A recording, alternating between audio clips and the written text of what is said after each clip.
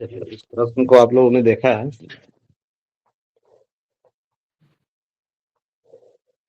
तो चर्चा हम लोग करते हैं शुरुआत। देखिए, इस प्रश्न को अच्छे से पढ़ने की कोशिश कीजिए। प्रश्न को देखने के बाद क्या लग रहा है, किस प्रकार के एंगल बनेंगे इसमें, अगर क्या फॉर्मेट बनाने की कोशिश की जाएगी तो। माइक ऑफ कर लीजिए जिनका आवाज रिपीट हो रहा है थोड़ा सा। चलिए, भारत में खाद्य सुरक्षा सुनिश्चित करने के लिए विभिन्न नीतियों और कार्यक्रमों को लागू किए गए, फिर भी कई परिचालनगत है और संरचनात्मक चुनौतियां बनी हुई है। खाद्य सुरक्षा की अवधारणा, उसकी वर्तमान स्थिति तथा प्रमुख संबंधित समस्याओं की चर्चा कीजिए। क्वेश्चन है, शॉर्ट क्वेश्चन, आपको ये लॉन्ग क्वेश्चन भी पूछा जा सकता है।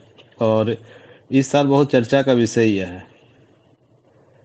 भारत सरकार के द्वारा क्या किया गया, इस पर रिपोर्ट प्रकाशित की गई है अभी तक, जो आकलन रिपोर्ट जिसको हम लोग बोल रहे हैं। साथ ही साथ सरकार ने इसको इसलिए भी जारी किया है कि हाल में जो वैश्विक संस्थाएं हैं, वो विश्व की जो संस्थाएं हैं, उन्होंने क्या किया है कि इसके बारे में कुछ पॉजिटिव बातें की है कि हाँ, भारत सरकार के द्वारा जो कार्य किए गए हैं वो हाल के दिनों में तो खाद्य सुरक्षा, गरीबी उन्मूलन को लेकर बहुत प्रगतिशील कार्य किए गए, तो इससे संबंधित, तो इसलिए चर्चा का विषय बन जाता है।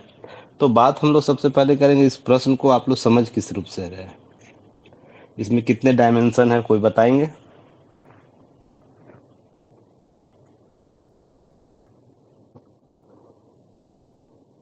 मेरी आवाज जा रही है आप लोग, तो स्क्रीन दिख रहा है आप लोगों को?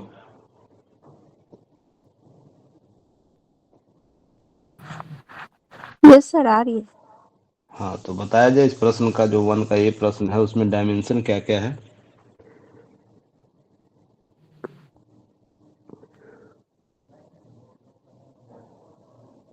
सर, इसमें कितना कुल 5 डायमेंशन दिख रहा है। सबसे पहला तो है हम्म, सरकार के द्वारा जो नीतियां और कार्यक्रम खाद्य सुरक्षा को सुनिश्चित करने के लिए लागू की गई है, उसकी चर्चा करनी है।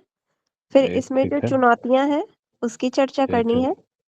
फिर खाद्य दो सुरक्षा चुनौती। की अवधारणा क्या कहती है, उसमें आयाम वगैरह जो उसका होगा, या खाद्य सुरक्षा के, इसकी चर्चा करनी है, उसकी वर्तमान स्थिति और फिर उससे जो जुड़ी हुई समस्याएं हैं। तो ये 3 हो गया और ये 4 हो गया, ठीक है ना। प्रमुख समस्या, वर्तमान स्थिति और प्रमुख संबंधित समस्या है।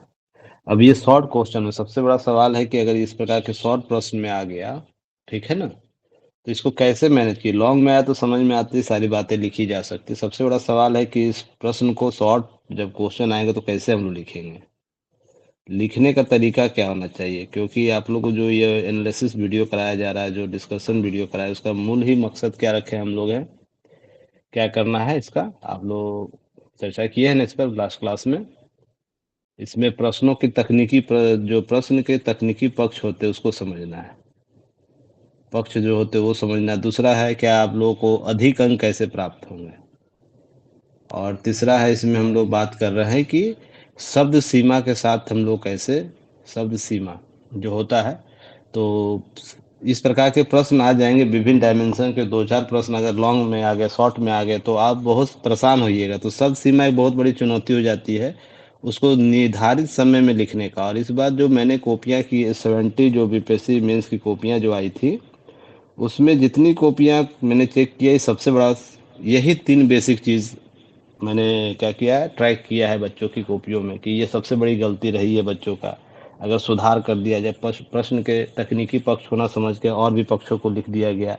अधिक अंक कैसे प्राप्त हो, उनको पता ही नहीं है कि हाँ, किस प्रश्न के साथ हम जाएं, या किस प्रश्न को टैकल करें, या किस प्रश्न में क्या बात हम लिख दें उसके उत्तर के तौर पर, कि हमको अधिक अंक मिल जाए। और शब्द सीमा तो एक समस्या तो रहता है शुरू से। तो यही समझना है इस सेशन में।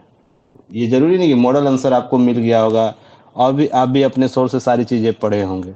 पर ध्यान क्या रहना, ये 3 चीज़ जब तक नहीं समझिएगा ना, तो जो हम GS1 की बात कर ले, GS2 की बात कर ले, या ऐसे की बात करें, नंबर आप अधिकतम नहीं ला पाइएगा। वही हो जाएगा समस्या कि आप सब कुछ लिख रहे हैं, साल भर मेहनत कर रहे हैं। सभी बच्चे की बात हो रही है, बस एक आपकी बात नहीं हो रही है। जितने भी लोग मेरे वीडियो को सुनेंगे, वो सारे लोगों की बात हो रही है यहाँ पर। वो औसत अंक के साथ ही रह जाएंगे। और मैं ये क्यों बोल रहा हूँ, क्योंकि अब मैंने जो 900 से लगभग 1000 कॉपियाँ मैंने देखी है, लास्ट जो 70 पे, उसके आधार पर बोल रहा हूँ। और ये कैसे ठीक हो सकता है, क्योंकि समय पूर्व अगर समस्या का समाधान नहीं ढूंढा जाए, तो अंत में वो तो घाव करेगा ही ना। और यहाँ पर ये भी ध्यान रखना है, ये कोई ज़रूरी नहीं है कि जो नए बच्चे हैं उसके साथ समस्या है, पुराने बच्चों के साथ भी समस्या है। क्योंकि बहुत सी चीज़ें होती है, प्रेशर के अतिरिक्त वो प्रेशर में वो काम नहीं कर पाते या बहुत सी चीज़ें करना शुरू कर देते उस बीच में, तो उसके कारण नहीं हो पाता। तो यही चीज़ समझना है। मैं कुछ-कुछ बातें बोलूँगा जिसके आधार पर चीज़ों को स्पष्ट किया जा सकता है। सबसे पहले देखिए, ध्यान रखिएगा कि अगर इस प्रकार की नीतियाँ, कार्यक्रम लागू किए गए हैं, तो किन नीतियों की आपने चर्चा कर रहे हैं अपने उत्तर में? किन नीतियों का? उसका क्रम क्या है? ये इम्पोर्टेंट है। एक इसका तकनीकी पक्ष होगा, फिर कई परिचालनगत समस्या, संरचनात्मक चुनौतियाँ हैं, वो बनी हुई। तो हाल के दिनों में क्या इससे क्या किया गया, इस पर बिंदुवार चर्चा हुई है कहीं? अगर हुई है तो भाई उसकी रिपोर्ट के आधार पर हम बात कर सकते हैं। ऐसे नहीं कि केवल आपको कहीं से तथ्य मिल गया, कहीं पढ़ लिए, एनसीईआरटी बुक हो, एक्स वाई जेड कोई भी सोर्स आपका हो, वहाँ से आप लिख दिए इसको। उत्तर आपको, इसका अंक मिलेगा, नंबर मिलेगा आपको, पर वो नंबर नहीं मिलेगा जो एग्जामिनर चाहता है इस प्रश्न को लिखने के बाद। तो हाल में कुछ रिपोर्ट प्रकाशित हुए, उसके आधार पर आप उत्तर लिखिएगा, एक क्रमबद्धता के साथ लिखिएगा। फिर उसके बाद सुरक्षा की जो अवधारणा थी, खास सुरक्षा की अवधारणा, उसकी वर्तमान स्थिति तथा प्रमुख चुनौतियों, समस्याओं, जो वर्तमान स्थिति इसकी है। सरकार बहुत दावा करती है कि हमने काम किया है, फिर भी इसके कुछ ड्रॉबैक हैं, कुछ कमियां हैं। तो उस रिपोर्ट में या उससे जो सोर्स के माध्यम से आप जो उत्तर लिखिएगा, उससे संबंधित चर्चाएं करनी होंगी। तो आप इस चीज़ को समझिए कि केवल है ना, ये जो लोग ये प्रयास सोच रहे हैं कि हम इसका उत्तर लिख देंगे, हमको आता है, परिचालनगत समस्या क्या है, संरचनात्मक की समस्या क्या है, नीति कार्यक्रम हमको पता है, सारा चीज़ लिख देंगे। आपको एक्स वाई जेड सारी चीज़ें पता होंगी, इसमें कोई दो राय नहीं है। पर वो क्या लिखना है, किस तथ्य को लिखना है, जो हाल के दिनों में चर्चा हुआ है सरकार की दृष्टि से। सरकार हम कहें तो केंद्र सरकार और राज्य सरकार। तो ये सबसे इम्पोर्टेंट है। अगर उस क्रमबद्धता को तय कर लिए, क्रमबद्धता को अगर क्या करते हैं, नोटिफाई कर लिए, या तो क्रमबद्धता को क्या कर लिए, अपने उत्तर में शामिल कर दिए, तो आपको अंक औसत अंक से ज़्यादा मिल जाएगा। जिन इस प्रश्न को लिखने के बाद कितना भी बेस्ट उत्तर लिखा होगा, किसी भी अभ्यर्थी को अगर ये पैटर्न जो मैं बता रहा हूँ, अगर वो नहीं लिख के अपने आधार पर लिखा होगा, तो उसको क्या होगा, अगर मान लीजिए 17 नंबर मिला है, 18 नंबर मिला है, और जो मैं इस संदर्भ से बात कर रहा हूँ, जिस संदर्भ से बातें हो रही है, अगर उसको आप फॉलो करते हैं, औसतन आपको 20, 21, 22 नंबर मिलेंगे। और यही क्रमबद्धता आप लगातार सभी प्रश्नों में करिएगा, तो औसतन आप कितने नंबर, कम से कम 60-80 नंबर का अंतर आपका कॉपी में दिख जाएगा, एक पेपर में। ये सॉरी, दोनों पेपर में, आपको GS1 के पेपर में और GS2 को मिला ले हम, अगर हम इसको इस तरीके से देखें तो कम से कम। और ये बहुत ही निर्णायक होता है आपको इंटरव्यू के लिए। तो ये चीज़ समझिएगा। हाँ, ये कैसे होगा, अब ये सबसे बड़ी समस्या, इसको हम कैसे नोटिफाई करेंगे। तो आप लोगों को याद कीजिए, कुछ दिन पहले मैंने PIB का एक नोट शेयर किया था, खास सुरक्षा को लेकर। याद आ रहा है आपको? एक माह पहले ही मैंने शेयर किया था। किन्हीं को याद आ रहा है? वो PDF ग्रुप में शेयर किया था।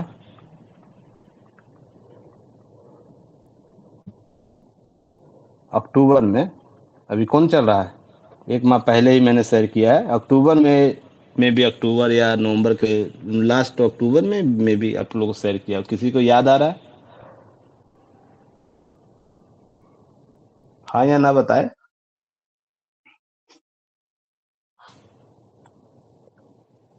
नहीं सर। कौन? मानसी बोली नहीं सर। और लोग बताए। नहीं सर। इसका मतलब है कि चीज़ों को आप देखते नहीं हो ग्रुप में, कि जो जा रहा है तो एक बार खोल के PDF हम देख लेते हैं क्या दिया जा रहा है। या टेलीग्राम चैनल पर आप ओपन नहीं होते हो, टेलीग्राम चैनल पर भी शेयर किया जाता है। ये क्यों हो रहा है, सोच के देखिए। मेरा यही मकसद है चीज़ों को बताने का, कि आप उन चीज़ों को कलेक्ट कीजिए ना एक्टिव मोड में, जो आपके अंक को बढ़ाएगा। आप लाख चीज़ पढ़ लीजिए 365 दिन में, क्योंकि आपको पता है बिहार के एग्जाम में खास सुरक्षा कितना इंपॉर्टेंट टॉपिक है। क्या इससे पहले प्रश्न पूछे गए हैं? यस सर, और PYQ में। गरीबी, हाँ, गरीबी उन्मूलन प्रश्न पूछे गए हैं।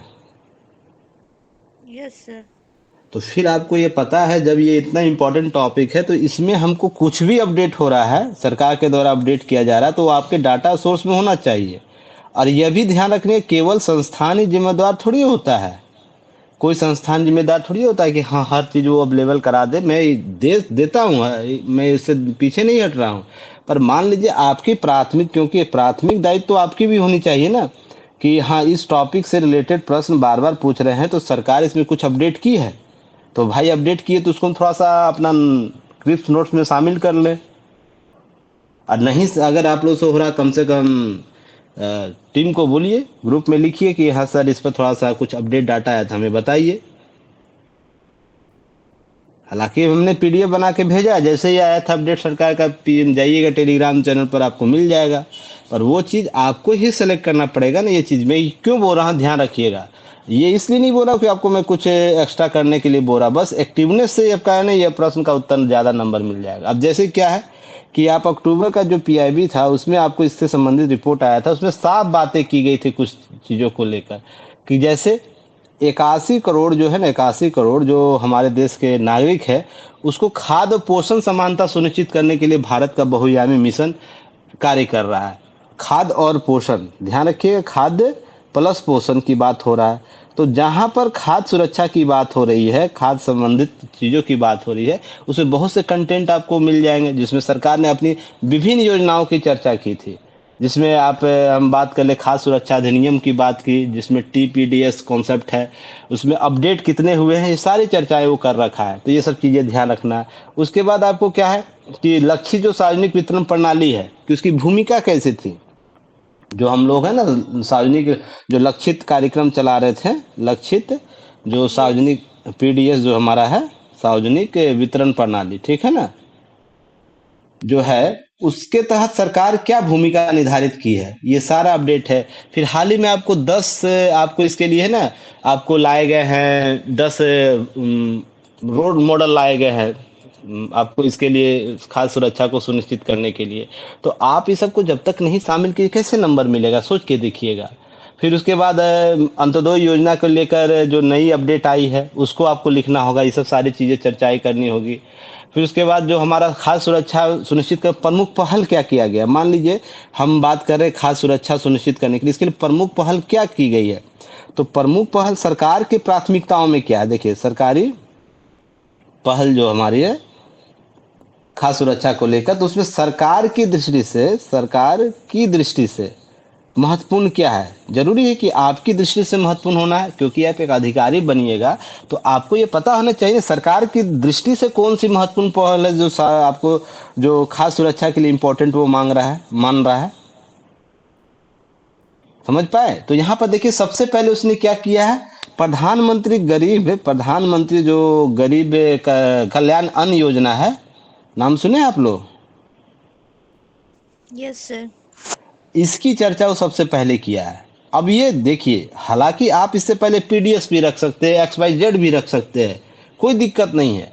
पर आपको जब तक ये नहीं पता सरकार का ही पहला लक्ष्य क्या है बना कर रखा हुआ है, तो आप कैसे तय कर पाइएगा एक अधिकारी के तौर पर। तो ये कहाँ झलकेगा, कॉपियों में झलक जाएगा कि नहीं। आप क्या करें, एक औसती सतही चीजों को लेकर चल रहे हैं, आपको ये चीज नहीं पता सरकार की प्राथमिक दृष्टि क्या है। उसके बाद उसने दूसरे नजर में क्या लिखा, चावल का जो है ना, चावल का आपको फोर्टिफिकेशन पहल जो चलाया गया था, याद है। जी sir. Yes sir. Fortification yes sir. पहल, ये दूसरे वो सीरीज में रखा है, अपने लिस्ट में बना के भेजा है, जो वो दूसरे नंबर पर उसको रखा है। उसके बाद इसी तरीके से आप आइए आगे, प्रत्यक्ष डीबीटी योजना है, डीबीटी को तीसरे नंबर पर रखा है। फिर इसी तरीके से आप आगे बढ़िएगा, खाद्य सुरक्षा को लेकर एकीकृत बाल आपको विकास योजनाएं, ICDS। हाँ या योजनाएं आपको ध्यान रखना, ये रखा। उसके बाद पीएम पोषण जो हमारा है, उसके बाद ये रखा है पीएम पोषण, पीएम पोषण वन। फिर उसके बाद पोषण जो शक्ति निर्माण योजना नहीं चलाई थी सरकार आपको, उसके लिए ध्यान रखिएगा, नंबर रखा। उसके बाद वन नेशन वन जो है, वन नेशन वन राशन जो कॉन्सेप्ट है, राशन कार्ड जो कॉन्सेप्ट है, उसको लेकर आती है सरकार, यहाँ पर रखती है। यहाँ पर सरकार प्राथमिक दृष्टि में अपने टॉप प्रायोरिटी लिस्ट में बना के रखी हुई है। तो आपको ये समझना होगा कि सरकार के बातों को आपको लिख के अधिक नंबर मिलेगा, या आप अपने अनुसार लिख दीजिएगा, पहले पीडीएस पहले लिख दीजिएगा, फिर आपके बाद उसके बाद शुरू कर दिए PM one nation one ration card, फिर XYZ कोई भी योजना। तो आप सोच के देखिए आपको नंबर कहाँ ज़्यादा मिलेगा, क्योंकि आपको सरकार का अंग बनने जाना है ना। समझ पाए क्या मैंने बोला? Yes sir. तो ये थोड़ा सा क्रोनोलॉजी बेसिक से क्या है? क्रोनोलॉजी। हाँ, मैं आप लोग इंटरव्यू में क्या समझा रहा, इसी क्रोनोलॉजी को समझा रहा ना, कि क्रमबद्धता बहुत जरूरी है अधिकारी के चयन होने में। आप लिखिएगा वही चीज है, बातें वही सब होगी, पर लिखने का एक क्रमबद्धता होना चाहिए। डाटा फैक्ट के तौर पर ध्यान रखिए, सरकार ने सबसे पहले प्राथमिक तौर पर क्या क्या बातें की है।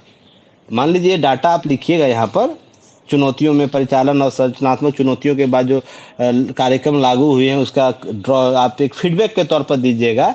तो क्या सबसे पहले आप रखने की कोशिश कीजिएगा। तो सरकार ने अब उस रिपोर्ट में सबसे पहले ही बता रखा है कि इसमें हम क्या दे रहे हैं। जैसे अक्टूबर 2025 तक का आंकड़ा है, अक्टूबर 2025, वहाँ तब तक क्या किया है, लगभग 78.9 करोड़ लोगों को क्या किया है, करोड़ लोगों को खाद्य सुरक्षा मिशन अधिनियम के तहत निःशुल्क खाद्यान्न मिल रहा है। तो इतने लोगों को क्या करा, निःशुल्क सुविधा, ये आपकी चर्चा में होनी चाहिए सबसे पहले।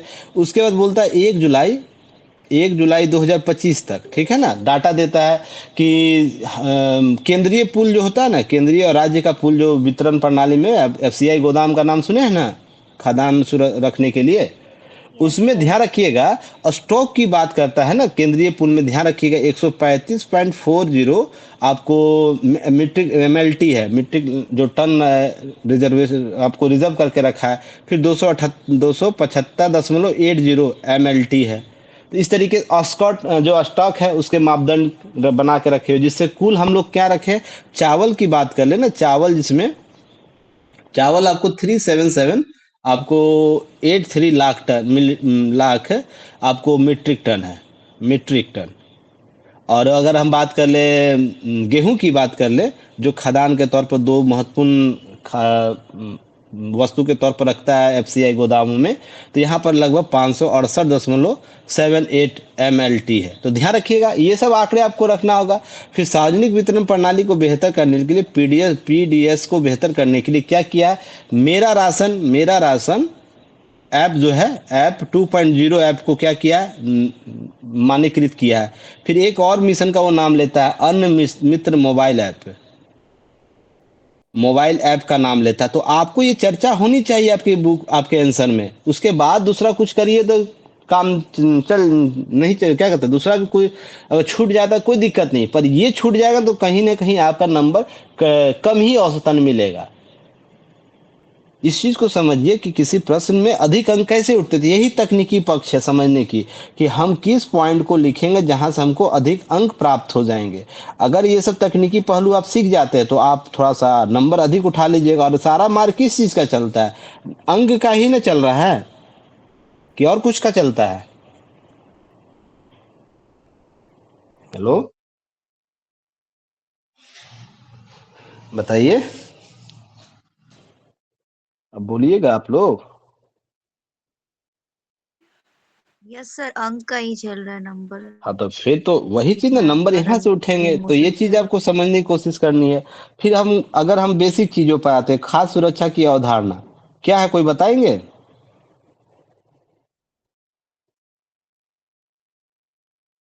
क्या है खाद्य सुरक्षा की अवधारणा? सर इसमें सभी लोगों तक खाद्यान्न की पहुंच हो, उपलब्धता हो, वह हर समय हर व्यक्ति के लिए उपलब्ध हो और साथ में पोषण युक्त हो। Very good. तो कम से कम ये चीज याद रखना है, 2AUS का नाम याद रखना है। अब ये क्या है कि हम क्या बोलते हैं कि अवेलेबिलिटी होनी चाहिए, एबिलिटी उपलब्धता होनी चाहिए। 2A का मतलब क्या हुआ, एक ए का मतलब हुआ क्या है, अवेलेबल होना चाहिए, ठीक है ना, अवेलेबल आपको होनी चाहिए, एबिलिटी इसकी होनी चाहिए। दूसरा ए से मतलब क्या है, एक्सेसिबिलिटी होनी चाहिए, पहुंच होनी चाहिए, है ना। बताते जाइए आप लोग, रिवीजन होता चलेगा। फिर उसके बाद यू यू का मतलब क्या होता है, यूटिल होता है, यूटिलाइजेशन होगा ना। नहीं सुने जी हैं, सर। नहीं सुने हैं क्या ये सब चीजें? सुने सर, सही यूटिलाइजेशन। तो बोली, हाँ तो सुने हैं तो बोलिएगा, रिवीजन होता चले जाएगा। ये आपको है, और ये आपको चर्चा होनी चाहिए, बाकी चीजें कुछ भी करते चलिएगा। तो 2SUS का नाम आपको पता होना चाहिए, क्या है खाद्य सुरक्षा की अवधारणा में जब हम बात करते हैं। फिर अगर हम बात कर ले इसके बारे में संरचनात्मक और क्या है, संरचनात्मक समस्या, परिस्थिति जो परिचालनगत चुनौतियां क्या क्या है बताइए तो कोई खाद्य सुरक्षा की बताइए इसकी, इसका हम अगर बात भ्रष्टाचार, क्या कालाबाजारी, तो कहाँ चले, भ्रष्टाचार, कालाबाजारी। तो डायरेक्ट वहीं पहुंच जाइएगा। अंतर कीजिएगा, दो चीज पूछ रहा है आपसे ना, किसमें हम काला बाजारी को रख दे बताइए। यही वर्गीकरण करना आप लोगों को, नहीं तो समस्या हो जाएगी। वर्गीकरण तकनीक को जरूर इम्प्लीमेंट कीजिए, वर्गीकरण तकनीक, थोड़ी सर तकनीक सीख। संरचनात्मक में भंडारण व्यवस्था का अभाव या अपर्याप्त भंडारण व्यवस्था वेरी हो गुड, सकता भंडारण वेरी गुड। कोल्ड है। और स्टोरेज की आपूर्ति श्रृंखला कमी। वेरी गुड, और बोलते जाइए, और कुछ बोलिए।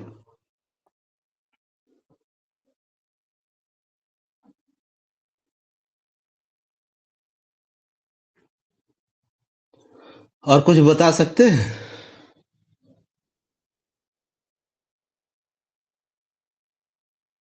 किसी का जवाब आना चाहिए, जरूर आना चाहिए। इतना साइलेंट क्यों हो जाते हैं, कुछ तो बोलिए। डरते हैं क्या बोलने से, अगर सामने वाला क्या सोचेंगे, सर कुछ बोल देंगे, XYZ, तो बोलिए। अरे गरीब संरचनात्मक इसकी जरूरत ही क्यों पड़ गई खाद्य सुरक्षा को देश में,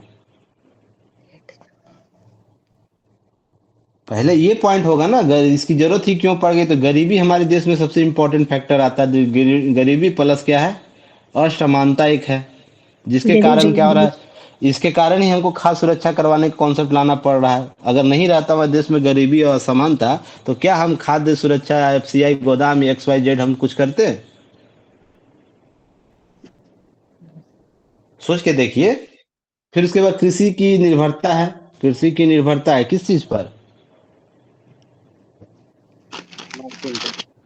दो मौसम है और एक खाद्य वस्तुओं पर है, जिसके कारण अतिरिक्त वस्तुओं का, हम नकदी वस्तुओं का उत्पादन नहीं करते हैं, खाद्य फसलों का उत्पादन करते हैं, तो आय भी सृजित नहीं हो पाती। सबसे बड़ी समस्या तो यही है खाद्य सुरक्षा को लेकर, इससे हम बाय प्रोडक्ट नहीं निकाल पा रहे हैं। फिर तीसरा आपको आएगा क्षेत्रीय जो हमारा है असमानता है कि नहीं है संरचनात्मक। अगर हम बात कर ले खाद्य सुरक्षा को, जो आपको बिहार में हम चले जाए, जो इधर खाद्य उत्पादन हो रहा है, इधर खाद्य उत्पादन हो रहा है, इधर खाद्य उत्पादन हो रहा है, या इधर हो रहा है, सब में अंतर देखने को मिल रहा है।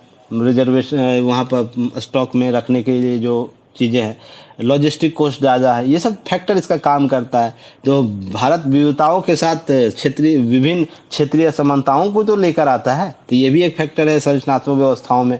फिर उसके बाद लास्ट में आपको आएगा, और भी चीज़ें होंगी, कम से कम ये तो कम से कम करना ही चर्चा आप लोग को, भंडारण प्लस लॉजिस्टिक जो हमारा है उसकी कमी है। हालांकि इसकी सरकार बहुत से काम की है, फिर भी याद कीजिए कि मैंने निपुण से आपको जो PYQ यूट्यूब पर अपलोड किया है, विपणन व्यवस्थाओं में जाकर देखिएगा, लॉजिस्टिक को लेकर मैंने क्या चर्चा की है, बिहार में कितनी कमी है लॉजिस्टिक कॉन्सेप्ट को लेकर। तो लॉजिस्टिक में की कमी है हमारे पास, अभी भी बहुत से काम करने की ज़रूरत है। तो आप ये सब फैक्टर पहले लिखेंगे, उसके बाद और भी चीज़ें होंगी। फिर उसके परिचालन की हम बात करें, तो परिचालन में सबसे इम्पोर्टेंट है PDS का जो लीकेज है, PDS में जो लीकेज है, काम तमाम कोशिशों के बावजूद भी लीकेज रहता है, प्लस भ्रष्टाचार इसका तो व्याप्त है ही। तो ये नाम आपका सबसे पहले होना चाहिए। फिर जो लाभार्थी का है, जो लाभार्थियों की पहचान हो रही है, किन्हीं का माइक ऑन हो रहा है, बोल नहीं रहे, तो माइक थोड़ा सा ऑफ रखेंगे। लाभार्थियों की पहचान प्लस त्रुटि, है ना, त्रुटियां जो रही है, लगातार चुनने को लेकर त्रुटियां रहती है कि नहीं रहती, सोच के देखिए। जिसमें हम लोग दो कॉन्सेप्ट EI का कॉन्सेप्ट लेकर चलते हैं, जिसमें E+I का कॉन्सेप्ट, ई से मतलब हो गया कि जो एक्सक्लूजन हम लोग करना चाह रहे हैं, एक्सक्लूजन करना चाह रहे हैं और इंक्लूजन करना चाह रहे हैं, वो कहीं ना कहीं क्या है, उसमें कमी रह गई है, इसमें त्रुटियां रहती ही रहती है। उसके बाद पोषण को लेकर, जो पोषण को लेकर अपर्याप्त हम लोग अभी भी उस प्रकार से काम नहीं कर पाए हैं। पोषण को लेकर पर्याप्त ध्यान रहा है। हालांकि हाल के दिनों में सरकार के द्वारा किए गए हैं, पर जो पहले होना चाहिए था, आज़ादी के साथ ही होना चाहिए था, तो वो चीज़ें नहीं हो पाई। हम लोग केवल खाद्य को लेकर ही चिंतित थे पहले के दिनों में। जैसे मोटे अनाज, दाल, प्रोटीन, सूक्ष्म पोषण तत्वों की जो विविधता बढ़ाना है, तो पीडीएस में हम दे रहे हैं बच्चों को, माताओं को दे रहे हैं। तो ये कब का कॉन्सेप्ट है बताइए? हालांकि इसकी शुरुआत बहुत दिनों से हुई, पर ध्यान हम उस पर कब से दे रहे थे? ये सब चीजें आपको ध्यान रखना है कि हाँ, ये सब शामिल होना चाहिए। शहरी और प्रवासी मजदूर, शहरी गरीबी जो है, गरीबी प्लस प्रवासी मजदूर की भी एक समस्या है। अभी तक चर्चा हो रही है कि मजदूर जो है ना, मजदूर की चर्चा होती रहती है कि हम कैसे इसको, इन गरीबों को, शहरी गरीबों को हम देंगे। क्योंकि मान लीजिए कोई क्षेत्र में है, बिहार बिहार में है, यूपी के नागरिक है, एमपी के नागरिक है, और ये जाके मान लीजिए तमिलनाडु में है, दिल्ली में है, मुंबई में है, या साउथ के किसी भी शहर में है, तो इनको कैसे दिया जाएगा उन गरीबों को? क्योंकि वो जो रोजगार कर रहे हैं, तो रोजगार में अतिरिक्त पैसे उनको नहीं मिले, जिसके आधार पर शहरों में जाके झुग्गी झोपड़ियों में रह रहे हैं, तो उनका कैसे शहरीकरण के तौर पर हम इसको उपलब्ध कराएंगे? ये भी एक समस्या है अस्थायीकरण को लेकर। तो one nation one ration card का कॉन्सेप्ट आया था। तो ये सब बातें आपको ध्यान में रख के बोलनी होगी। इस प्रकार की परिचालनगत समस्या है, और भी बहुत से पॉइंट हो सकते हैं आपके दृष्टि से, तो क्रमबद्धता के तौर पर आपको शामिल करना है। समझ में आई बातें? हेलो। Yes sir. हाँ, तो अब इसके लिए क्या कर सकते हैं? और भी हम इसके लिए काम कर सकते हैं, बताइए कुछ। अगर इसकी अवधारणा है, उसकी वर्तमान स्थिति पर संबंधित समस्याओं की चर्चा करने कर दी, उसके बाद हम आगे क्या कर सकते हैं? जैसे हम भविष्य जो हमारा है, भविष्य के तौर पर हम इसको सुधार सकते हैं, सुधार कर सकते हैं। बताइए। सर सबसे पहले या तो जो हम लीकेज की वे उसको कम फॉरवर्ड भी कर। कर सकते हैं। बताइए, बताते जाइए। सर सबसे पहले लीकेज की जो समस्या है उसको कम करने पे ध्यान दे सकते हैं। दूसरा कोल्ड स्टोरेज बना सकते हैं। Very good.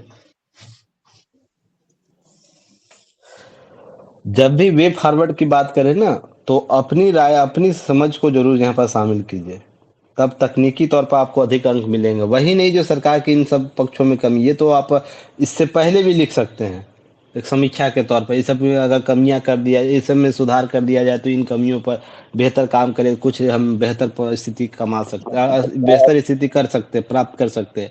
पर वे फॉरवर्ड की बात हो रही है ना, इससे आगे की बात हो रही है। आगे आप कुछ राय दे सकते हैं? बताइए, कुछ ऐसा दिमाग में चल रहा है कि सरकार अभी तक नहीं करी होगी, उसको और भी बेहतर किया जा सकता है? कुछ नए कॉन्सेप्ट आपके दिमाग में चल रहे हैं? एक अधिकारी बनिएगा कल आप सीट को जाके संभालिएगा, तो सीट संभालिएगा तो भाई कुछ आपके क्षेत्र में ऐसे हैं जो आपके दिमाग में चल रहा है, उस क्षेत्र में जाएंगे तो हम कुछ परिवर्तन ला पाएंगे। इसमें भी एआई सिस्टम कुछ ला दिया जाए।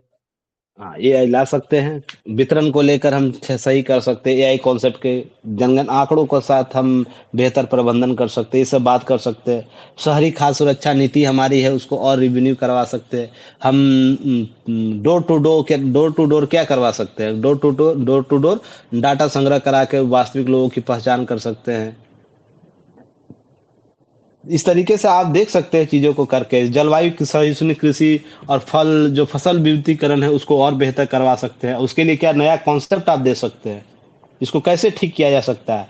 अभी देखिए, भारत सरकार ने, बिहार सरकार ने क्या किया अभी, राजौरी नाम का कोई क्षेत्र है ना, राजौरी कहाँ पर है, जहाँ पर नवादा में है सर। सौर ऊर्जा, ऊपर सौर ऊर्जा हो रहा है, नीचे मछली पालन होगा, है ना? सर यस सर, नवादा के मछली, फुलबड़िया में। Yes sir Rajouri. अब उतना जहाँ आपको पता वहां नहीं घुसिए, जहाँ नहीं पता वहां ज्यादा एक्सप्लेन कीजिए ना। अब रोजोरी लिख दिए, कहानी खत्म हो गया। अब उसके डिटेल पर क्यों जा रहे हैं कि कहाँ फुलवारी में है? उससे नंबर आपको नहीं मिलेगा। नंबर बस इससे मिलेगा रजौरी नवादा में बिहार सरकार के द्वारा सौर ऊर्जा के साथ विविध फसल विविधीकरण में मछली पालन को लाया गया। इसी तरह अन्य क्षेत्र में आप नाम ले सकते हैं, केस स्टडी दे सकते हैं अन्य स्टेट्स का। बिहार से बाहर कोई स्टेट है ऐसा जो इस प्रकार के फसल विविधीकरण को करता है? एक दो का नाम बताइए आप लोग।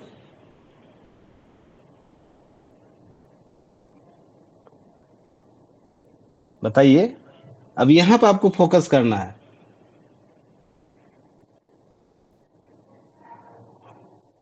बताइए, 1-2 नाम बताइए। इतना तो आप लोग हम डाटा देते, इतना सब कुछ देते हैं, फिर भी याद नहीं रहता है। बताइए, बताइए। क्या बात है? देते जाते हैं, भुलाते जाते हैं डाटा क्या? और यही कमी हमको पिछले बार दिखा था। आप लोग को जो 70 का जो स्टूडेंट थे ना, 70 बीपीएससी के जो बच्चे थे एसडीएम ग्रुप के, उन सारे बच्चों में ये कमी दिखा है। जो प्रश्न आपको पूछे गए थे ना, लगभग के प्रश्नों का मैंने एनालिसिस करवाया था, उससे संबंधित फैक्ट डाटा सब लिखवाया था, फिर एग्जाम के कॉपियों में नहीं उतरा। वही बातें लिख के आए, लगभग लोग लिख कर आए जो सभी जगह चल रहा है मार्केट में। तो जब हम इतनी मेहनत सारी चीजें देते हैं, करते हैं, आपको डाटा संग्रह करके दे रहे हैं, सारी चीजें करके दे रहे हैं, तो आपका ही तो दायित्व बनता है हर चीज को हमको ध्यान में रखना है। यस। सोच के देखिएगा, अपने से सोच के 2-4 मिनट बैठ के देखिए, सोच के देखिए। एसडीएम ग्रुप मैंने जो बनाया था आप लोग को, जो बच्चे भी हैं इसमें 2-4 बच्चे हैं, क्या आपने ईमानदारी से अपने आप का आकलन करके देखिए, जो हमने आपको दिया था डाटा फैक्ट, वो क्या इम्प्लीमेंट हो सका आपकी कॉपी में? वो सौर ऊर्जा का क्वेश्चन हो या XYZ किसी भी प्रकार का क्वेश्चन हो, नहीं। तो फिर वो मेहनत क्या करने की जरूरत है? हम भी उसी तरीके से चीजें, सारी चीजें प्रोवाइड कराना शुरू कर देते हैं। अब बोलिएगा सर ये कैसे होगा? एकदम होगा, क्योंकि रेगुलेटरी आपकी जरूरी है, रेगुलेटरी चीजों को करना है, रेगुलेटरी हर चीज में आपको याद रखना है। कम से कम कुछ टॉप टॉप जो टॉपिक है उसको अलग कीजिए, उस पर डाटा संग्रह अलग से कीजिए, बार बार प्रैक्टिस कीजिए। बात बनाने से काम थोड़ी चलता है, बात बनाने से बस औसत नंबर मिलेगा, छटपटाहट बनी रहेगी लास्ट तक। डेली आप, हम तो आपको इस ग्रुप में जब हमें आप लोग को एनालिसिस करवा रहे थे, क्या बोले थे? 2-3 चीज बोले थे ना। आपके पास 200 टॉपिक मात्र है, 200 टॉपिक में आप सेलेक्ट कीजिए और उसी को बार बार पढ़िए। उससे बाहर बीपीएससी क्वेश्चन नहीं पूछती है। पूरे GS1 की हम बात कर ले, GS2 की बात कर ले और ऐसे की बात कर ले, तो आपको 365 दिन मिलने हुए हैं। 365 दिन में ये 200 टॉपिक कंप्लीट करना था। अगर टारगेट अगर 1.5 दिन का भी ले ले तो आपका काम बन जाता है। 1 दिन का भी ले ले, एक ही टॉपिक हम 1 दिन करेंगे, उसका कंप्लीट करेंगे, तो ये भी आसान हो जाता। तो यही चीज आप लोग नहीं करते, जिसके कारण हमें पर्सनली दुख होता है कि नहीं, ये सब इतनी चीजें दी जाती है फिर भी नहीं उतर पाता है कॉपी में। ये चीज ध्यान में रखिए कि हाँ, जब केस स्टडी की हम बात करते हैं तो आपको ये सब, कितने केस स्टडी मैंने बोल रखा है। महाराष्ट्र का बोला, तमिलनाडु का बोल रखा था, आपको याद कीजिए उड़ीसा का कॉन्सेप्ट बता रखा था, नाम छत्तीसगढ़ का नाम देख रखा था, बताया था ना। ये सब चीज याद कीजिए। तो ये सब आपको यहाँ पर लिखिएगा, नंबर मिल जाएगा। नहीं लिखिएगा तो क्या होगा कि आप उसी तरीके सतही तौर पर सारी चीजें उतार के चल आइएगा। तो ये आपको ध्यान रखना है। देखिए मैं कुछ बोल नहीं रहा आपको ना, ताना नहीं मार रहा हूँ, चीजों को समझा रहा बस इस तरीके से कि आप ऐसे करिएगा तो नंबर ज्यादा मिल जाएगा। और नहीं आपके पास डाटा रहेगा, देखिए सिंपल सा ध्यान रखिए, जिसके पास डाटा नहीं होता है, फैक्ट नहीं होता है या केस स्टडी उसके पास नहीं होता है, तो क्या करेगा? कॉपी में केवल बात बनाएगा, केवल कॉपी में बात बनेगा और कुछ नहीं बनेगा। और आपके पास डाटा रहेगा, फैक्ट रहेगा, केस स्टडी रहेगा, 3 बेसिक चीजें रहेंगी, तो आप है ना उस उत्तर को अपने अनुसार खेलिएगा, फ्लो चार्ट डायग्राम बना के उसको खेलते रहिएगा, नंबर आपको ज्यादा मिल जाएगा। बस यही हमको मेरा कहना है। तो जो भी आपको डाटा दिया जाता है उसको अच्छे से रिपीट कीजिए, खाली समय में अपना उसको रिवीजन कीजिए, क्योंकि आपका अभी प्राथमिक काम यही है कि क्या करना है, केवल पढ़ना है। उसके बाद दूसरा कोई काम होगा, तभी तो सिलेक्शन के लिए, SDM के पोस्ट के लिए आप जा पाइएगा वहां पर। इस चीज को ध्यान में रखिए, इन सब चीजों को लेकर चलिए आगे बात करते हैं, ज्यादा हो जाएगा नहीं तो बुरा भी लगता है आप लोगों को ना, समस्या ये भी है क्या? देखिए बोलेंगे नहीं कोई, बुरा लगता है क्या? नहीं सर, बुरा नहीं लगता। नहीं सर। नहीं सर, बुरा भी लग के क्या कीजिएगा, लेफ्ट कर जाइएगा, ज्यादा से ज्यादा यही कीजिएगा, नहीं क्लास ज्वाइन कीजिएगा, वीडियो सुनिएगा। तो दिक्कत किसको, हमको थोड़ी ये दिक्कत होगा, जो हमको करना था हम तो कहे, अब आप लोगों को करना है। चलिए कोई बात नहीं है। देखिए भारत के आर्थिक विकास में सूक्ष्म मध्यम जो उद्योग है, एमएसएमई है कि क्षेत्र की भूमिका अत्यंत महत्वपूर्ण है, किंतु यह क्षेत्र कई संरचनात्मक और संचालकगत चुनौतियां उससे जूझ रहा है। एमएसएमई के क्षेत्र के महत्व, वर्तमान समस्या, इन चुनौतियों के समाधान हेतु नीतिगत उपायों की चर्चा कीजिए। अब बताइए इसमें कैसे कैसे लिखेंगे, बताइए।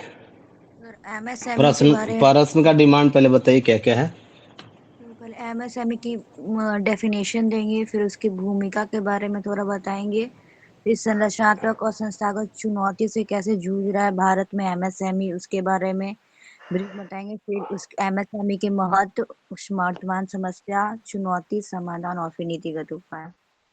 और लोग बताएं।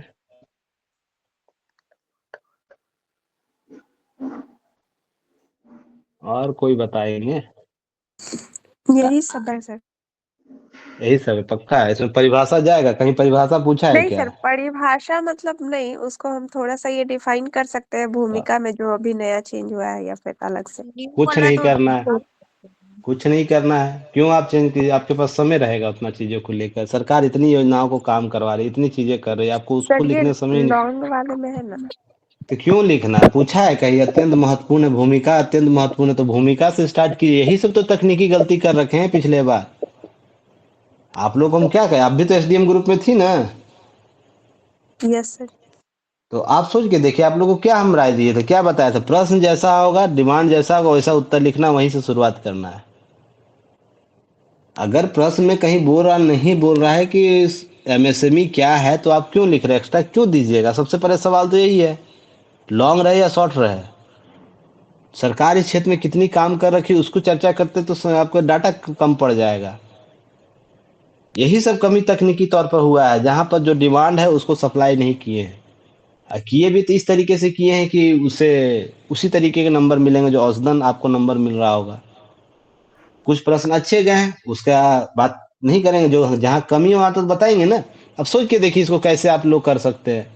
यहाँ पर सीधा सा प्रश्न पूछा है कि भूमिका अत्यंत महत्वपूर्ण भूमिका है, तो याद कीजिए भी हाल ही में सरकार के द्वारा आपको दिसंबर में ही लेटेस्ट है, जहां पर सरकार ने अपनी इसकी भूमिका को रेखांकित किया था।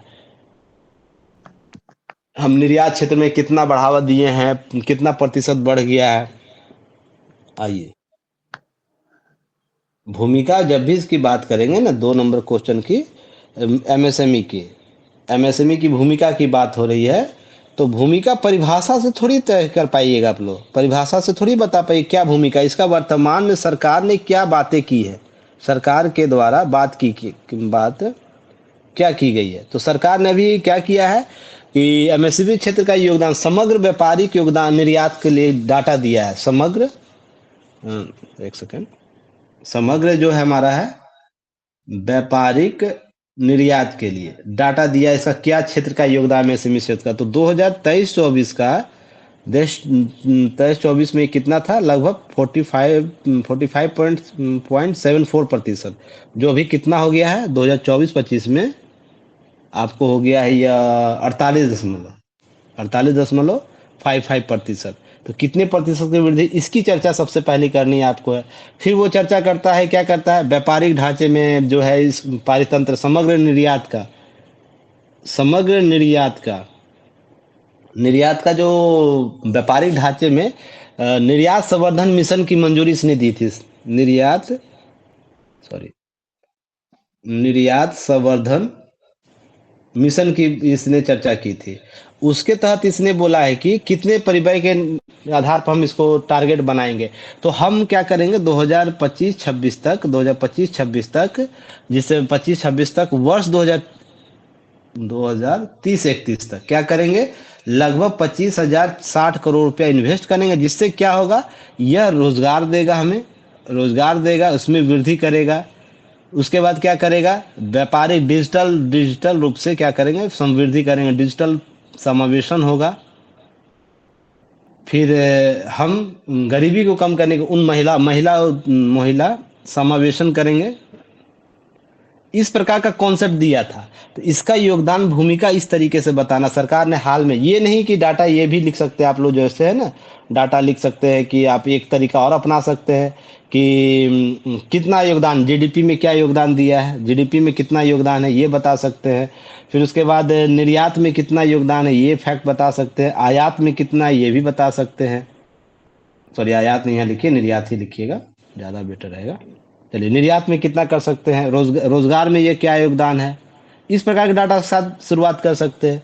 तो दो आपको ज़्यादा नंबर किस में मिलेंगे, इसमें ज़्यादा नंबर, क्योंकि आप सरकार की दृष्टि से बातें कर रही हैं। समझ में आई बातें? ये भी आप लिखिए, नंबर मिलेंगे पर औसतन ज़्यादा नंबर मिल जाएंगे आपको इस फैक्टर में। इसके नीचे आप एक लाइन में ये भी जोड़ सकते हैं जो ये वाला हम बात कर रहे हैं।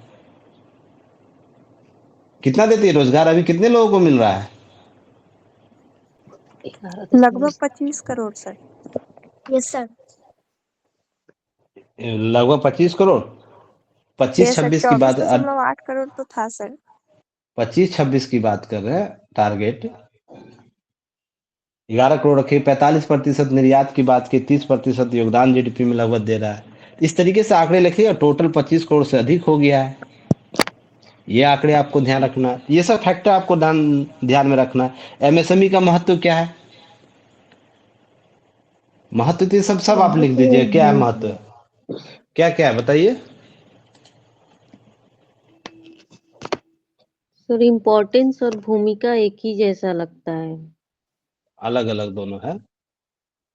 सर ग्रामीण अर्थव्यवस्था को आकार देती है। वेरी गुड, बहुत अच्छी बात है, बोलिए। ग्रामीण महिला अर्थव्यवस्था, श्रम बल भागीदारी में वृद्धि। वेरी गुड, महिला श्रम भागीदारी, वेरी गुड, श्रम भागीदारी।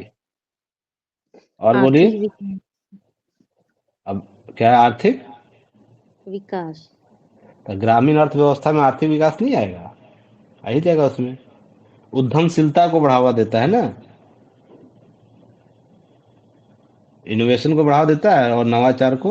इनोवेशन। हाँ सर। फिर समावेशी विकास को बढ़ावा देता है, समावेशी विकास को। फिर उसके बाद रोजगार सृजन करता है, रोजगार सृजन करता है, और भी चीजें ऐड ऑन करते चाहिए आप, ये सब डाल सकते हैं, और उसके लिए डाटा फैक्ट डाल सकते हैं। हाँ, अब सरकार की हाल के नीतिगत निर्णय क्या है सरकार के, बताइए कोई। पोर्टल बना है, उद्यम पोर्टल बनाया गया है। सरकार की पहल।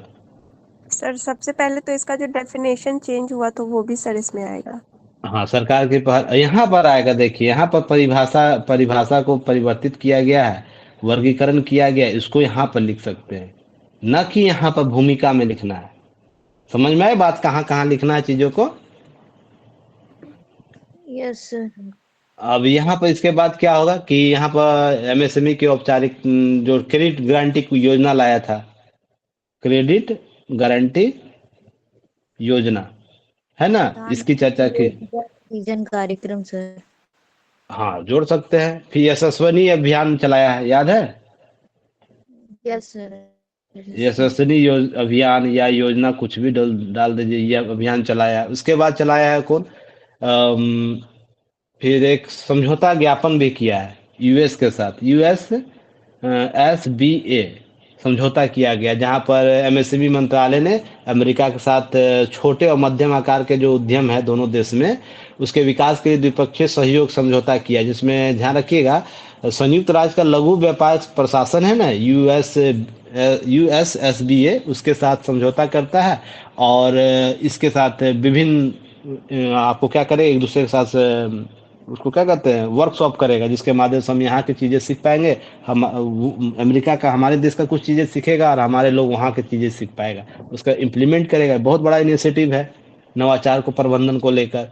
फिर क्रेडिट तक पहुँच के लिए सरकार ने बहुत सा काम किया है, क्रेडिट पहुँच,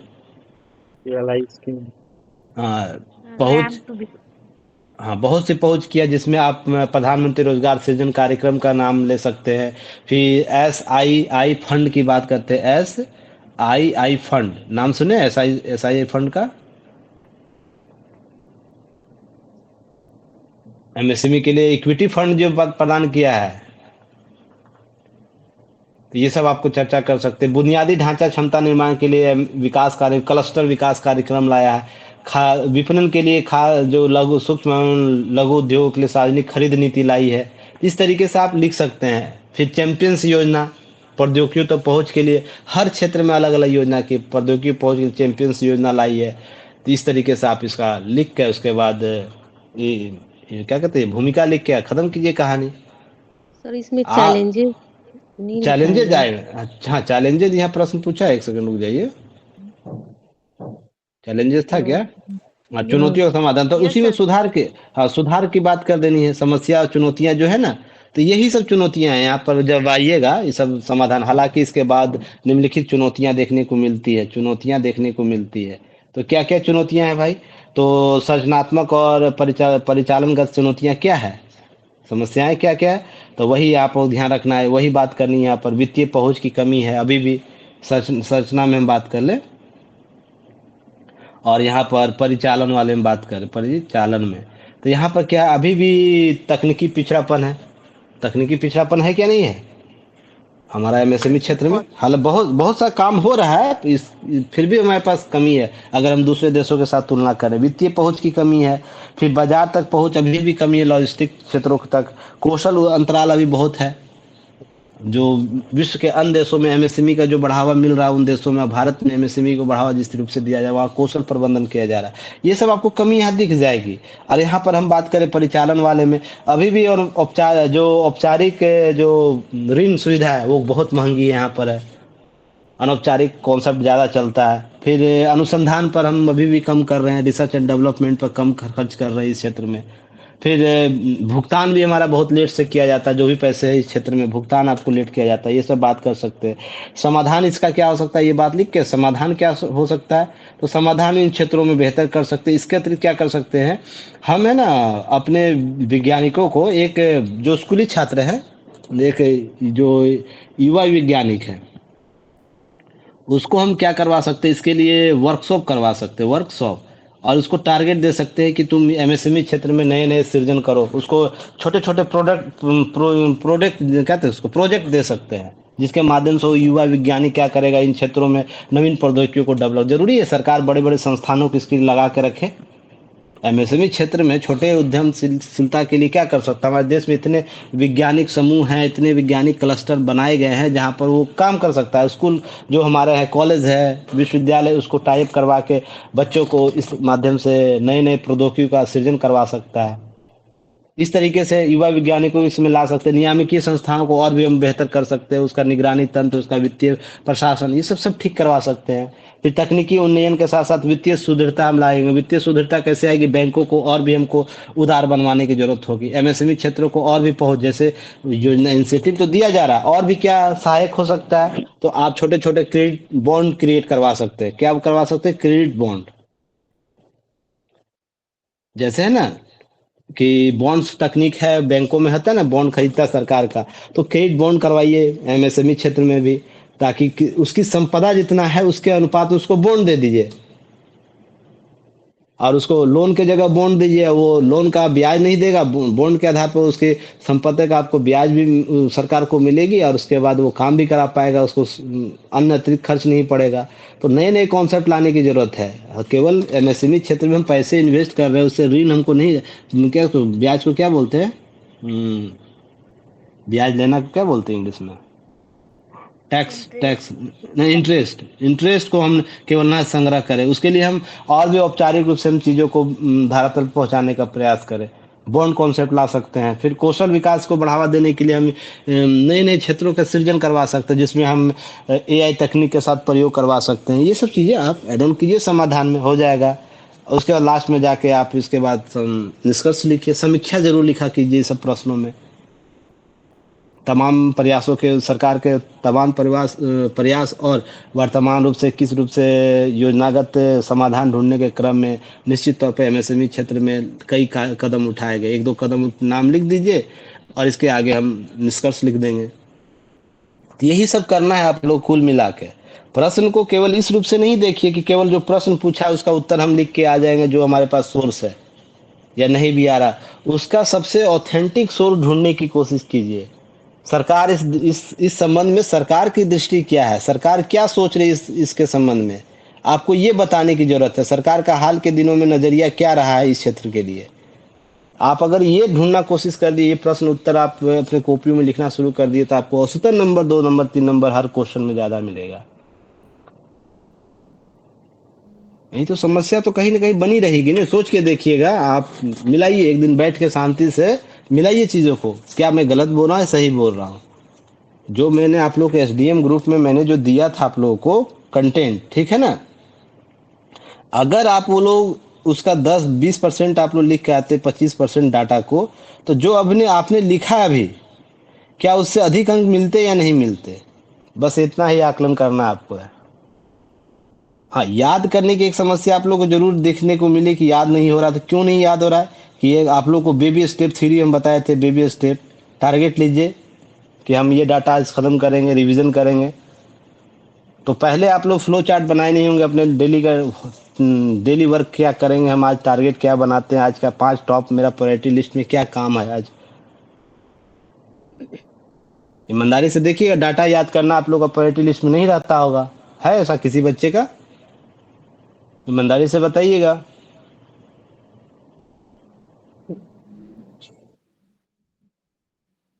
हेलो, यस सर। क्या है? यस सर बोल रहे, क्या समझे, है या नहीं है?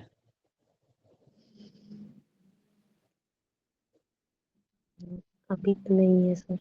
तो फिर सोच के देखिए ना, नंबर कैसे मिलेंगे। नंबर सारा जो भी मेहनत हो रही नंबर प्राप्त करने के लिए हो रही है, नंबर ऐसे ही मिलेंगे जब तक डाटा आप अच्छे से इम्प्लीमेंट नहीं कीजिएगा और रिलायबल चीजों को नहीं लिखिए। जो सरकार जिस नजरिए से सोच रही है उस टॉपिक को जिस नजरिए से देख रही है वो नहीं लिखिएगा, तब तक नंबर तो औसतन आपको ही मिलेंगे, सभी लोगों को मिलेंगे जैसे सभी लोगों को मिल रहा है। तो इस चीज को समझिए। आप डेली अपने प्रायोरिटी लिस्ट में रखिए कि जो डाटा आ रहा है एक टॉपिक बना लीजिए। मान लीजिए आज का सुबह उठे तो सबसे पहले अपना आप टारगेट फिक्स कीजिए आप लोग कि आज हम क्या 5 काम करेंगे। टारगेट फिक्स कीजिए 5 या 10 जो भी आपका टॉप 10 जो भी आपकी क्षमता है उसके अनुसार वर्क क्या है, जिसमें आपका क्या है पहला दूसरा तीसरा इस तरह करके रहिए। और खत्म है जिसमें डाटा ही जरूर होना चाहिए कहीं आपका, कि डाटा कुछ एक टॉपिक का डाटा, मान लीजिए हम खाद्य सुरक्षा काज करेंगे, हो सकता है अगला दिन क्या होगा, गरीबी का होगा, हो सकता है अगला दिन महिला सशक्तिकरण का होगा, हो सकता है इसी तरह XYZ कुछ भी हो सकता है आपका अंतरिक्ष को लेकर होगा। और यही सब क्वेश्चन आपको आते हैं एग्जाम में, जाके पलट के देख लीजिए सारा। हो सकता है अगला दिन मानसून को लेकर हमारा डाटा होगा। लिस्ट तो बनाइए, अब इस दिन है तो खाद्य सुरक्षा का सारा डाटा हम याद करेंगे। फिर वीक में एक दिन हम क्या रखेंगे, जो भी हम एक सप्ताह में भी 7 मिनट डाटा याद हुआ उसके बाद रिवाइज कर, 6 डाटा याद हुआ, 7वां दिन क्या करेंगे, रिवीजन मार देंगे सारे का। और यही क्रम हमेशा जारी रहेगा जब तक मेरा सिलेक्शन नहीं होता है। क्या इतने लोग ऐसे करते हैं आप लोग? नहीं सर, रेगुलर नहीं हो पाता है, तो फिर कंसिस्टेंसी। तो आपका पहला इम्पोर्टेंट काम क्या है जीवन में? सिलेक्शन लेना ना। यस सर, अभी तो वही है। हाँ, तो अभी वही है, तो यही करना पड़ेगा तब सिलेक्शन अच्छे नंबरों से होगा। देखिए जितना अधिक नंबर मेंस में आएगा ना उतना कष्ट कम होगा इंटरव्यू में। और इंटरव्यू में थोड़ा सा 80-85 नंबर आ गए इसके बाद तो आपको रैंकर बनने थोड़ी कोई रोक सकता है। बस पीडीएफ कलेक्टर के चक्कर मत रहिए। मैं बार बार बोलता हूँ, जो आपको पीडीएफ दिया तो उसको याद करिए, उसको आत्मसार करिए। कहीं भी पीडीएफ ले रहे हैं, कहीं भी पीडीएफ प्राप्त कर रहे हैं, XYZ कहीं से भी, आपको डेली में डीएनए ईडीएनए देता हूँ। ईडीएनए में इतना डाटा रहता है, अगर उसका ही क्रिप्स नोट्स बनाने शुरू कर दीजिएगा ना आप लोग टॉपिक वाइज, मान लीजिए सुरक्षा का टॉपिक है, मान लीजिए समाज का बात है, मान लीजिए प्रशासन की बात है, प्रशासन का जो भी टॉपिक है उसमें हम डाल देंगे। फिर नागरिक सुरक्षा को, नागरिक नागरिक सर कार्यक्रम को लेकर है। अगर डेली आप ऐसे ही 2 घंटा उस पर समय दीजिएगा, डेली 11 बजे तक पहुंच ही जाता है, एक समय बांध के रखिए हम इतने बजे करेंगे, तो आपको आसान हो जाएगा। तो अभी तक तो बहुत लोग ये भी नहीं पता ईडीएनए कहाँ मिलता है। सर कंटेंट तो बना रहे बट बहुत टाइम लग जा रहा है पेपर से नोट करने में। अब आप लोग बोल रहे हैं तो फिर कैसे हम कहें? ये प्रैक्टिस तो आप लोग बट लगातार कर रहे हैं तो करना ही पड़ेगा ना, इसका कोई उपाय है बताइए। तो डाटा अगर हमको याद करना है नहीं कीजिए कोई उपाय है? सबका डाटा थोड़ी करने बोल रहे हैं। एक लिस्ट बनाइए, 200 लिस्ट बनाइए। आपको नहीं पता पीवाईक्यू में क्या-क्या प्रश्न पूछ रहा है? पता ये है। तो करवा रखे थे पिछले बार ना आप लोग सब लोग को। यस। तो ये लिस्ट आप लोग को पता है पीवाईक्यू में क्या-क्या हमको पूछ रहा है। तो पीवाईक्यू को हम जब जान रहे हैं हमको पूछ रहा है ये सब चीज़ें, तो हम लिस्ट के अनुसार डेली एक टॉपिक डिसाइड करेंगे। हाँ, आज मेरा इस टॉपिक से क्वेश्चन कंटेंट बनेगा। आप पेपर में ज़रूर आप काम दीजिए, जितना समय लगे, मैं बार-बार बोल रहा हूँ। Yes sir. वो आपको एक समय बाद 1 सप्ताह 15 दिन लगेगा, बहुत हार्ड वर्क हो रहा, पर जब रिपीट होने लगेगा टॉपिक, तो अभी मान के चलिए आपको इंडिगो वाला, जब से इंडिगो का विवाद है अभी चल ही रहा है, तो एक बार जब इंडिगो का स्क्रीनशॉट हम सारे चीजें दे दिए हैं, उसके बाद दोबारा इसमें कुछ करने की जरूरत है? नहीं सर, उसका एक बार तो, बन भी गया है। हाँ, तो फिर उसी तरीके हर टॉपिक का है ना। Yes sir. अब ये इंडिगो से कोई विवाद आ गया, कोई प्रश्न आ गया कि हाँ ब्लैकमेलिंग, कॉर्पोरेट ब्लैकमेलिंग क्या होता है, अब प्रश्न लिखने को आ गया, तो आपसे बेहतर किसी पास कंटेंट होगा? वो तो किसी मैगजीन का इंतजार कर रहा हो, किसी के कंटेंट का इंतजार कर रहा होगा। ये सब कब तक लेट हो चुका होता है। जरूरी नहीं है कि वो कंटेंट उसको मिल ही जाए उस मैगजीन में, उस पीडीएफ में उसको। इसलिए ई डीएनए को मैं बार बार दे रहा हूँ, आप लोग फोकस करवा नहीं। पिछली बार जो गलती आप लोग कर रखे वो गलती इस बार मत करिए। ई डीएनए को 1 घंटा 1.5 घंटा लगता है, उसका डाटा जरूर जितना लगता है कि मेरे लिए इंपॉर्टेंट है। आपकी अपनी समझ तक है ना जी, सबको नहीं लिखना, कम से कम ये डाटा हम लिख ले जो हमको काम देगा आगे। अब कुछ इंपॉर्टेंट होता है मैं इसका स्क्रीनशॉट भी अलग से काट के डालता हूँ कि इसको कम से कम देख लीजिए। आज ही एक टॉपिक था जी, C5 का था ना, C5 ना, यस सर, कोर 5। कोर 5 का कॉन्सेप्ट था। अब मैं इसका अलग से दे दिया। अगर आप बच्चे लोग नहीं ध्यान दीजिएगा इस पर तो क्या होगा? कितने लोग लिखे हैं इंटरव्यू बोर्ड में, इंटरव्यू का और मेंस वाले में कितने बच्चे लिखे हैं? सर अभी तुम पढ़े, लिखना बाकी नहीं, है। अभी पढ़िएगा, कल लिखिएगा, कोई दिक्कत थोड़ी है। राइटिंग लिस्ट में चीजों को रखिए। आप हमेशा बोलते हैं कि हम कल लिखेंगे, बासी हो जाए कल तब खबर, हमको भी ध्यान में नहीं आएगा बाद में, तो हम भी ध्यान नहीं दे पाएंगे कि कल का काम मेरा टारगेट कुछ और रहेगा, देखना ना। यस सर, अभी जस्ट लिख लेंगे सर, बस बस कंटेंट इकट्ठा कर लिए। अब मेंस वाले ग्रुप में कोई अभी तक नहीं लिखे हैं, ग्रुप में गया हुआ है, कोई नहीं लिखे हैं। क्या समझते हैं खुद को? सब समझ में नहीं आ रहा है। प्रयास कीजिएगा तब ना चीजें होंगी आसान। टीम सपोर्ट कर पाएगी, आपको कुछ करवा पाएगी, या कुछ भी होगा। आप लोगों को बोला गया था सर कॉल करेंगे, आप लोगों ने कॉल किया सर को, या सर ने कॉल किया?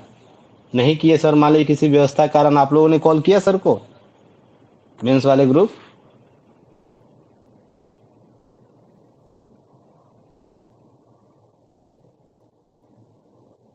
क्या बात है सर, आपने हमें क्यों कॉल किया है? कुछ बात था, इमरजेंसी था, या कुछ हमें कुछ बताना चाह रहे हैं?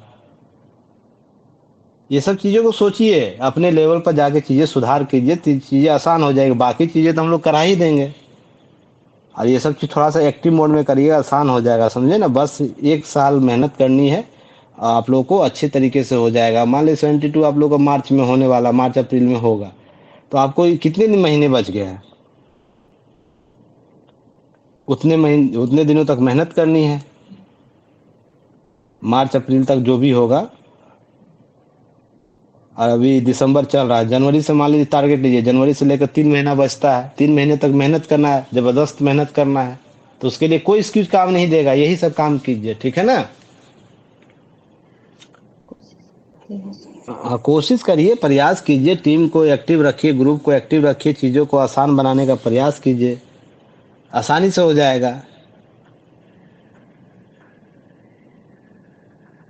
मेरा प्रयास यही रहेगा ना कि कुछ चीज़ें जो है चल रही है उसको स्पेशल आपको करके दे, डाटा अलग से करके दे, पर अंत में तो आप ही चीज़ें धरातल पर लाइएगा ना, कि कोई दूसरा लाएगा। चलिए कोई बात नहीं, कुछ चीज़ें होंगी रेगुलर 2-4 दिन के अंदर। दीपू जी, बोलते क्यों नहीं आप हैं? बोला कीजिए, ठीक है ना। कुछ भी हो, जब तक नहीं बोलिए कैसे पता चलेगा क्या आपके अंदर डर भय बैठा हुआ है, क्या कमी है? आप सभी की बात हो रही है। जीएस 2 सर नहीं समझ में आता उतना, बहुत टफ लगता है। न तो उसको यही समस्या आपकी है, तो इस पर बात चर्चा कीजिएगा ग्रुप में, या तो हमसे पर्सनली बात कीजिएगा इस तरीके से। जब गूगल मीट होता है वहाँ बात कीजिए, तब ना सॉल्यूशन उसका निकलेगा। ये जैसे 2 क्वेश्चन का आप डिस्कशन कराएँ तो मतलब उस कुछ-कुछ तो जान रहे हैं, लेकिन ये एक अरेंज वे में कैसे लिखा जाता है ये नहीं समझ में आता। हाँ, तो धीरे धीरे प्रयास कीजिए, धीरे धीरे हो जाएगा। जो बताए उस पर प्रैक्टिस कीजिए, 1-2 क्वेश्चन का जो अभी बताए ना, तो प्रैक्टिस कीजिए 1-2 क्वेश्चन को उस तरीके से लिखने का। जब ये यही प्रैक्टिस लगातार होने लगेगा, तो एक समय आएगा अरेंज वे में हर चीज आने लगेगा। ऐसा थोड़ी है कि मान लीजिए आज आप प्रैक्टिस किए, कल प्रैक्टिस किए, परसों वो चीज आ जाएगी, पॉसिबल है? तो यही लगातार क्रम बना के रखिए ना, हमको हर चीज अरेंज वे में देना है, जो भी क्वेश्चन का उत्तर देना अरेंज वे में देना है। एक समय ऐसा आ जाएगा आपका, आप सभी लोगों का, कि हर प्रश्न का जो उत्तर आएगा अरेंज वे में ही रहेगा। तो उसके लिए अभी से सोचना शुरू कीजिए, अभी बहुत समय, 3 महीना समय होता है। टारगेट फिक्स कीजिए, डेली एक टॉपिक को हम चीज़ों को कवर करेंगे, अतिरिक्त हम कुछ डाटा याद करेंगे। क्लियर है? तो चलिए फिर मिलते हैं कल। कल तो नहीं होगा, कल डीआई का क्लास में भी है ना। उसके बाद जो भी डाटा जाता है पीआईबी का डाटा देंगे, उस पर आप लोग क्रिप्स नोट जरूर बनाइए। अब आज 3-4 दिए ना, वैसे ही धीरे धीरे देते जाएंगे। तो आप लोग उस टॉपिक पर क्रिप्स नोट्स बना के रखिएगा। हाँ, क्या योजना है, कम से कम मिनिमम उसका डाटा तो लिख लीजिएगा। समझ में आ गई बातें? Yes sir. चलिए ठीक है, तो मिलते हैं फिर next time. Thank you sir. Okay sir. चलिए, धन्यवाद। चलिए, good night sir. Good night, good night, good good night, good night.